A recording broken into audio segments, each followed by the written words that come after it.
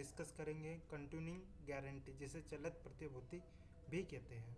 यह important topic है और आपके लिए आवश्यक है।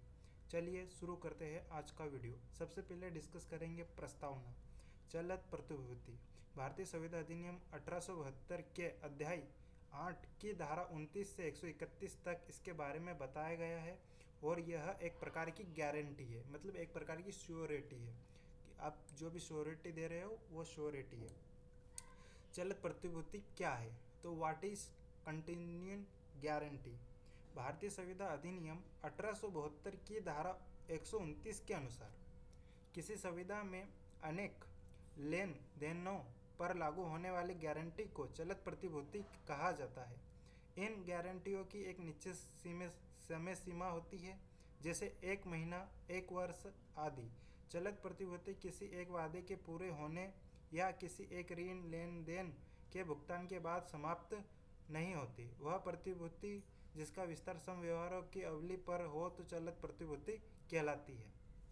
अब इसके टाइप से डिस्कस कर लेते हैं और इसके प्रकार। तो ये सामान्यतः 2 प्रकार की होती है, विशिष्ट और डिस्कस करते हैं सेकंड कौन सी बताता हूँ मैं। चलत गारंटी 2 है, एक एक डिस्कस कर लेते हैं। गारंटी की सुविधा 2 प्रकार की होती है। फर्स्ट, विशिष्ट सुविधा किसी विशिष्ट लेन देन या ऋण के लिए दी जाती है। अब अभी उदाहरण से डिस्कस कर लेते हैं। क ने यस बैंक से 1 लाख रुपए उधार लिए। पार्टी ए ने यस बैंक से 1 लाख रुपए लिए। ख ने ऋण चुकाने की गारंटी दी। क द्वारा यस बैंक को ऋण की राशि चुकाते ही ख का दायित्व समाप्त हो जाता है। ये एक उदाहरण है, आप इसको समझ सकते हो। अब सेकेंड प्रकार की गारंटी डिस्कस करते हैं, चलत गारंटी। दूसरे प्रकार की गारंटी एक से अधिक लेन देन के लिए दी जाती है।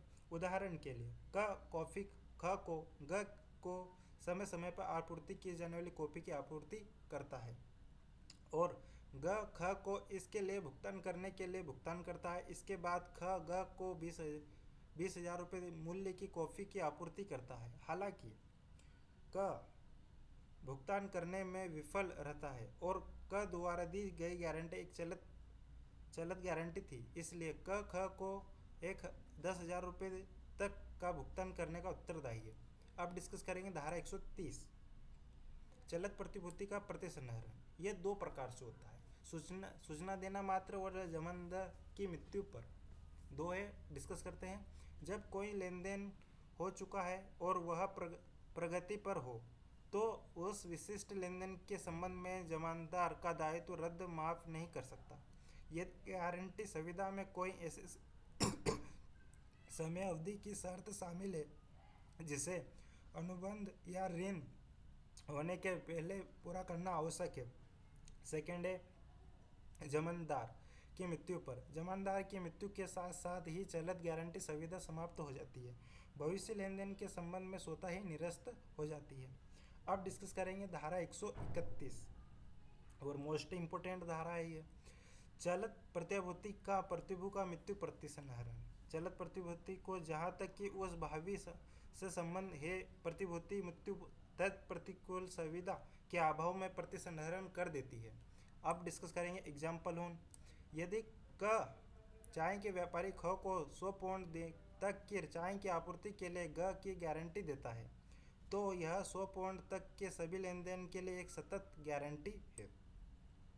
अब सेकेंड उदाहरण डिस्कस कर लेते हैं। यदि क ख को 10 बोरी गेहूं की कीमत के भुगतान की गारंटी देता है जिसे ख द्वारा जी को 1 महीने के भीतर पहुंचाया जाना है, जिसका भुगतान ख को किया जाना है।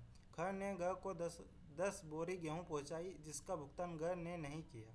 क द्वारा दी गई गारंटी चलत प्रतिभूति नहीं है, इसलिए वह 60 बोरियों के भुगतान के लिए उत्तरदायी नहीं है। केस कंध्या लाल बनाम मंकी। सेकेंड केस डिस्कस कर लेते हैं। दुर्गा प्रिया चौधरी बनाम दुर्गा पांडा। ये भी इम्पोर्टेंट केस है। लास्ट में कंक्लूजन डिस्कस करते हैं।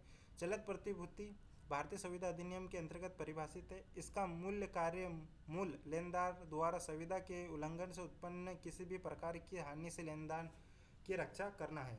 लास्ट में आप सभी के लिए ज़रूरी सूचना, जो आप यहाँ तक वीडियो देखा तो आपके लिए ज़रूरी सूचना है कि जो भी वीडियो के नोट्स है वो आपको डिस्क्रिप्शन बॉक्स में मिल जाएंगे। नोट्स फ्री ऑफ कॉस्ट है, जाके आप डाउनलोड कर सकते हो। आज की वीडियो में इतना ही। जय हिंद, जय भारत।